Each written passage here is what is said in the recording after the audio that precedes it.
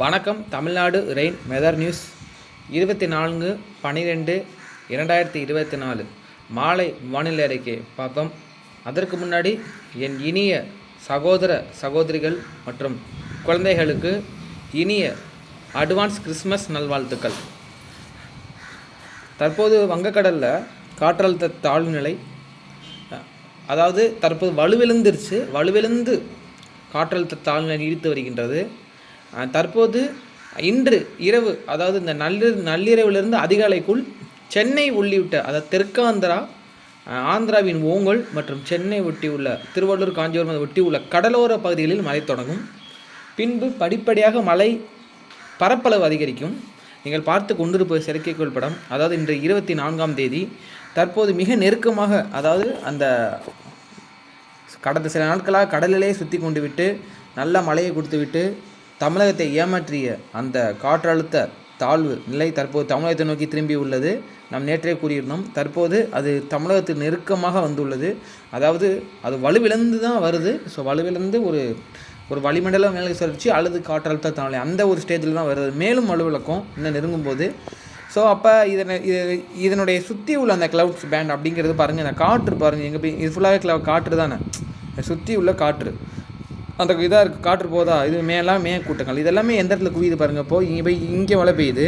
விஜயவாடா, தெற்காந்திரா, அந்த சென்னையோட வடக்கு பகுதி, அதாவது திருப்பதி, அப்படி ஆந்திரா, சென்னை ஆந்திரா பார்டர் அந்த பகுதி, அப்புறம் சென்னை விட்டுள்ள பகுதி. இது இன்னும் சற்று நேரத்தில் இன்னும் நெருக்கமாக வரும்போது இந்த பேண்ட் எல்லாமே உள்ளே விழுக ஆரம்பிச்சிடும். இந்த க்ளவுட்ஸ்லாம் இப்படி உள்ளே வரும். ஏன்னா இப்போ இப்படி விழுகுது.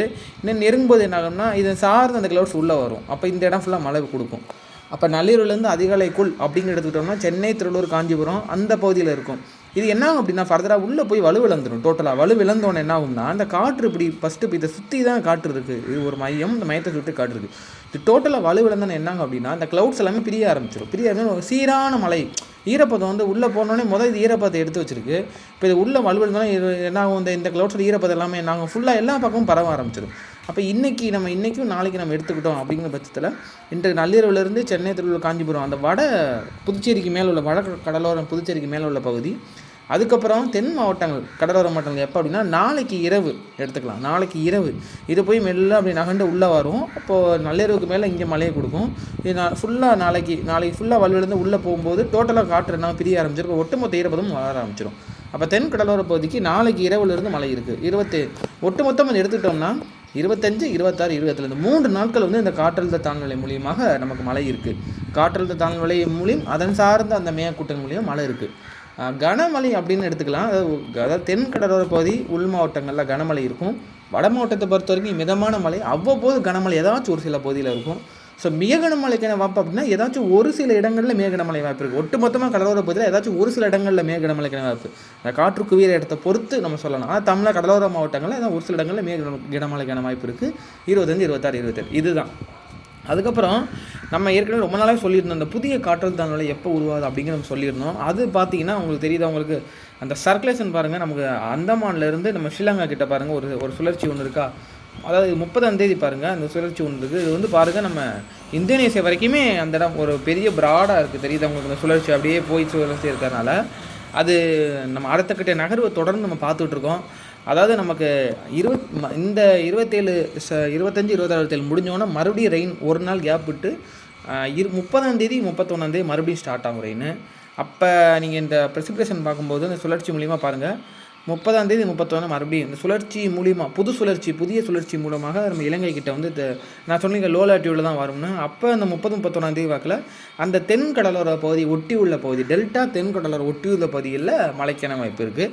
அது எந்த அளவுக்கு முன்னேறும், அது வலு அடையுமா அப்படிங்கிறத வரக்கூடிய நாட்களில் தெரிவிக்கிறேன். அது கனமழை கொடுக்குமா இல்லை அதிக கனமழை கொடுக்குமா, அது எந்த லெவல் அப்படிங்கிறத நம்ம ஒரு 28ஆம் தேதி வாக்கில் நமக்கு அதன்படி நான் இப்போ துல்லியமாக சொல்லிடுறேன். சரிங்களா?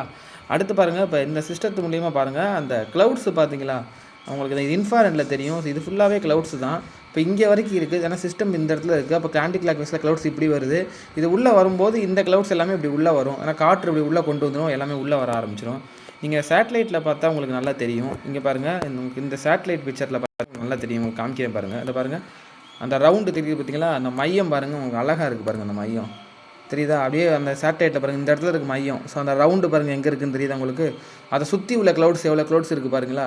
இப்படி ஆன்டி கிளாக்ஸ் வரும்போது இது சுற்றி இந்த க்ளவுட்ஸ் எல்லாம் உள்ளே வரும். இந்த மையம் இன்னும் கொஞ்சம் உள்ளே வரும்போது இது இன்னும் கொஞ்சம் பக்கத்தில் வரும். இது உள்ளே வரும்போது இந்த க்ளவுட்ஸ் எல்லாம் உள்ளே வர ஆரம்பிக்கும். டோட்டலாக அது உள்ளே வந்துச்சு அப்படின்னா இந்த க்ளவுட்ஸ் எல்லாம் பிரிஞ்சு எல்லா பக்கமும் பரவலாக போக ஆரம்பிச்சிடும் ஈரப்பதம்லாம். அதான் பரவலான மழை அப்படின்னு சொல்கிறாங்க. அது 25 நைட்லேருந்து ஒட்டுமொத்த தமிழக கடலோர மாவட்டங்களும் மழைக்கான வாய்ப்பு இருக்குது. சரிங்களா? ஸோ இதுதான் இப்போ உள்ள வானிலை அறிக்கை.